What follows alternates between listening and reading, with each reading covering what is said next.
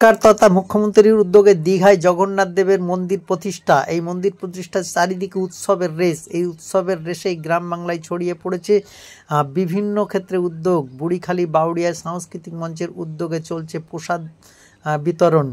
বুড়িখালি ডোমজুড় রোডে এই পথ চলতি গাড়িতে প্রসাদ তুলে দেওয়া হচ্ছে সকলের হাতে। এই প্রসাদ পৌঁছে দেওয়ার অন্যতম উদ্যোগী হয়েছে এলাকার সমাজসেবী সুভাষিস সামন্ত। বুড়িখালি বাদামতলা, গ্রামীণ হাওড়ার বাউড়িয়া বুড়িখালি বাদামতলায় এই এলাকার সাংস্কৃতিক মঞ্চের উদ্যোগে এই প্রসাদ বিতরণ। প্রসাদ সকলের সাগ্রহে সকলের হাতে তুলে দেওয়া হচ্ছে। এখানে এই প্রসঙ্গে কি বললেন? বাংলায় জগন্নাথ দেবের প্রাণ প্রতিষ্ঠা দিবস, প্রাণ প্রতিষ্ঠা হচ্ছে।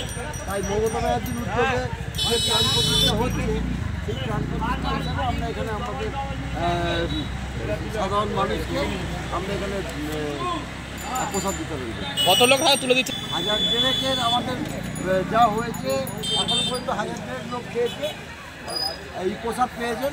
এখনো দেখি কতটা হয়। আপনার নাম? সুভাষিস সামন্ত।